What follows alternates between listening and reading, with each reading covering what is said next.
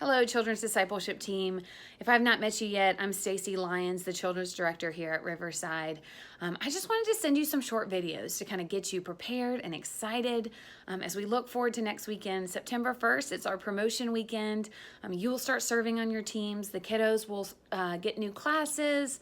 So I want you to just go in feeling confident and ready. I'm going to start just to give you kind of a big picture overview of what we're doing and what our goal is at Riverside when we do any type of programming or activities for our children. We view children's discipleship as our role. We look at families as primary disciplers, as the main stewards of their faith, but we, as Riverside, as the church family, want to come alongside them as secondary disciplers. So we want to help them just to know who Christ is and how to be more like him. That's what we view as discipleship. So we look in the different areas of the church kind of for different stages. Our youngest ages are going through a phase of discovery. Even down in the nursery, they are learning big, basic concepts like who is God? What is the Bible? Those are some foundational things, kind of an understanding they need to have as they move forward. Into our preschool and kindergarten and first grade, our early ages upstairs, they are going through a curriculum that takes them a big overview of the entire Bible. So it takes those basic concepts and starts to put it in the context of Scripture, and to really help them see God's big overarching story, and how the Bible works well together.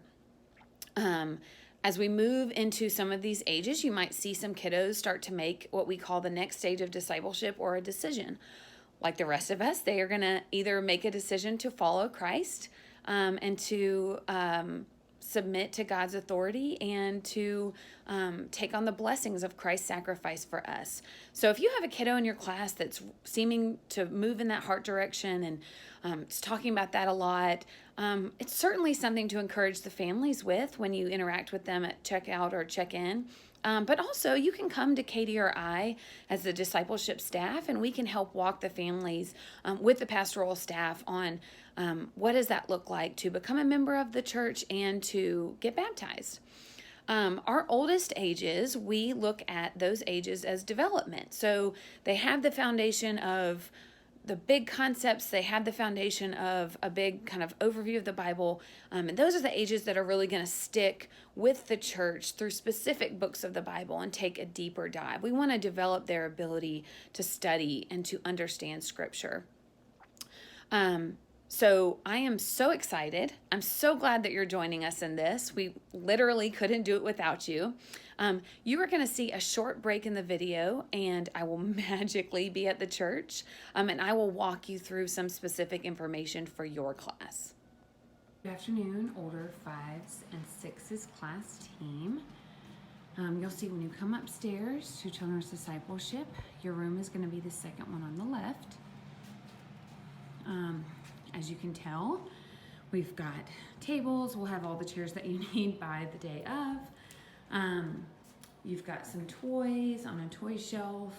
But the first thing I really want you to do when you come into your room for the first time is take a look at this basic information in your class schedule. So the basic information essentially is, during drop-off, make sure if you don't know the parents, you introduce yourself. You introduce yourself to the kiddos. During class, you always have to have 2 non-related adults in the room at every time.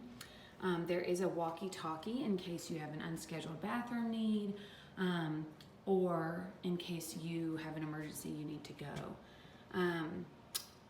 So the walkie should be on when you come in your room. Make sure you look for the light. The coordinator usually turns those on, but if it's not, just go ahead and turn on. Make sure it says channel 16. I'll show you really quick on these walkie-talkies. That is the on switch. This is the channel switch, so you'll see it's pointed at the number 16. And then this is the talk button on the side, so in case you need to use that. When you look at the schedule for the day, you'll see it's got a number of elements to it, and I know the first couple weeks the kids are going to have to get used to it. But we think, given that we have a smaller space and we're kind of maxed out space-wise, this is going to help the kids be able to be in the room. Now, I also realize there are some days when the kids just have a really hard time, and you can just abandon ship and let them play with toys. That is totally fine. There's grace, but we want to set you up for success if this is going to be helpful. So when your kids come in the room, you will obviously have them sign in. You'll check with the parent if there's any allergies. And then I would attempt to immediately direct the kids to the table, to the chairs. I will set up your coloring sheet or the activity sheet up on the table, but basically you only have about 5 minutes from drop off to going to the lesson. So even if the parent comes at 9:45, you're only going to have about 15 minutes before they've got to go. I realize some kids are not going to sit at the table and color for 15 minutes, especially boys. They're going to get up and play, which again, that's totally fine. Your room doesn't have to be clean before you leave. But usually the teacher will come get you. If not, around 10 o'clock, you want to get the kids to start lining up. If there's big toys out in the room, they can tuck it back on the shelf. And then you're gonna walk down together out of your room with your walkie-talkie and your roster, just a couple doors down to the lesson and worship room. So you'll be in there from about 10:05 to 10:25. It will look a little bit different if you've served with us before, because we're moving the screen on the wall that you're looking at right now. And we're gonna have the chairs just set up in 2 big semicircles. One of the issues with the younger kiddos is if they were sitting closer to the back, they surely couldn't see. So we're gonna reorient the room a little bit to make it more kid-friendly. After you leave lesson, you will just go back to your room, and this is when your kiddos will have snack. So you can just go ahead and sit them at the table as soon as you get back. You're gonna give on your table, we're actually looking at this coming week setting up an adult shelf in the room. But just in case that doesn't happen this next week, we will still be using the tables for your supplies.